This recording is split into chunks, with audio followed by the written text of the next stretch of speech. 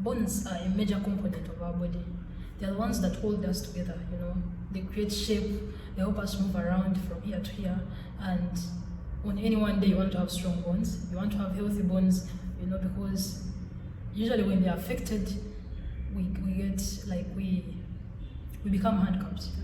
So that's why I think this topic needs the attention, so that we know what are those foods that we can eat, what are those things that we can intentionally do to make sure that we maintain healthy bones. So that's the aim of today's video.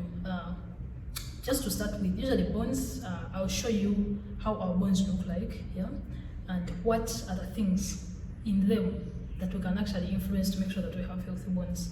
Yeah, it won't be so complex, yeah, so it will be as simplified as possible.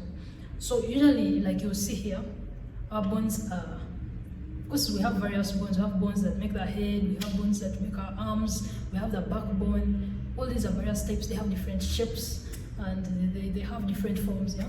So usually bones that are in our heads, they tend to be flat, yeah, unlike these others in our hands and legs, yeah. And usually for these bones, they have this outer hard part and an inner spongy part, yeah. So this outer hard part is basically made up of two things, which we can get from outside. They're usually formed from the things we take in, yeah.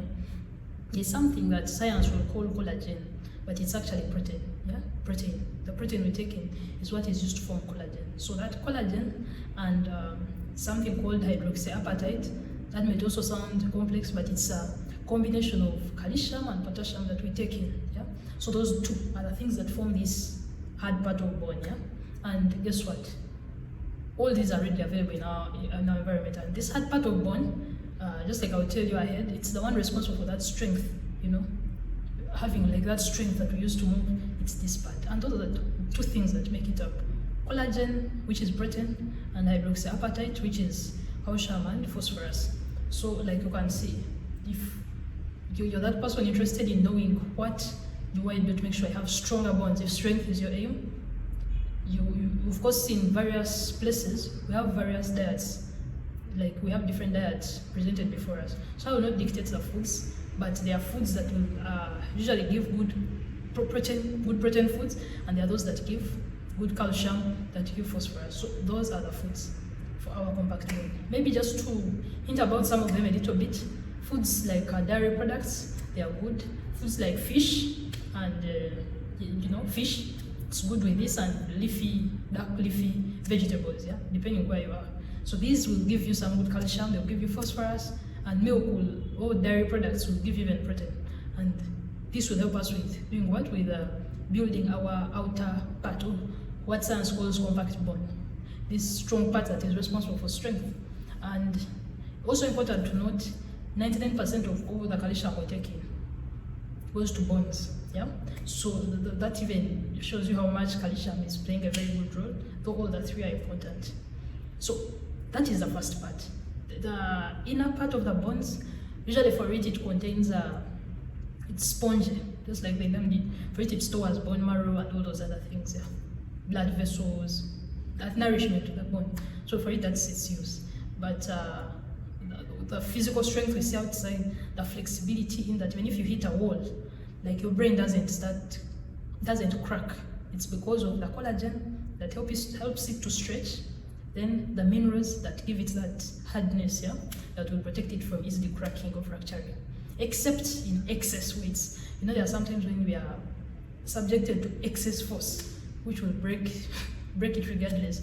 But also you don't want to be that person who, even when subjected to minimal force, your bone breaks. For example, we've had people who just fall, like a small fall, and they have a fracture. You don't want to be in that kind of space. So that's what you can do. Get foods rich in calcium, foods rich in phosphate, foods rich in collagen, or protein foods, yeah? They'll help us in that place. Then, also important to note, usually this calcium, when we take it in, there are things inside our gut, yeah, that help it to be taken in blood easily. And that's where vitamin D comes in from. I think we've all heard of how vitamin D exposure helps to reduce likelihood of rickets and things of that sort. So that's where vitamin D comes in. Vitamin D, for it helps the gut, or our lining in our system, this feeding system, yeah? It helps it to take in the calcium. So when we don't have vitamin D, the calcium goes to waste, you get. So that's where we also need to make sure that as we eat the calcium, these are like helpers. Vitamin D, things like vitamin K, yeah, they are helpers. They help us to take it in, yeah. So vitamin D, which can be got through sunshine. Then you can also look in your country diet. What are those foods? You can Google them. What are those foods that will give us good vitamin D? Yeah, that will also help. Now that we're talking about helpers, I'll mention another helper, and that is magnesium-rich foods and zinc-rich foods. They also help. There are some cells in the bones that work based on their presence, like based on whether we have magnesium in the body or zinc. Yeah, so those would also be good ones to add to your diet. Then there are things which, instead of, like, there are things which increase the waste, like calcium being expelled out of the body or being put to waste, yeah, which even when we've taken it in. So I think we also need to know those ones. Things like when we eat excess sodium in form of salt, yeah. For example, we get this from processed foods, you know, with those ones with unregulated sodium levels. Now, when this sodium is excess in our bodies, our kidneys are supposed to flush it out, yeah. But now when they come to flush and then they find, when we also have, like, sodium usually moves out with calcium. So you find that you're losing even this important component of bones. So with time, if you're that person, you'll have weak bones, yeah? You'll have weak bones. Of course, there are other things like increase in age that comes with osteoporosis and weakening of bones, but that's a different story. The sodium, even when you're not advancing in age, it will reduce your bone mass, you know, very well, because you keep flushing or losing out on the important calcium that keeps being lost. Yeah? Then also the other thing that usually affects our calcium levels in blood is alcohol. When there's heavy alcohol drinking, one, it will prevent calcium from being taken into blood. Yeah, it will go to waste. Secondly, it will increase likelihood of falls. You know, alcohol destabilizes coordination.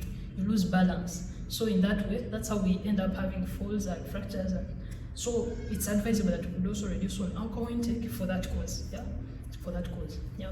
So basically, those are the ones. Just as we conclude, important to note, our bones, just like any other thing, they have a clear outline.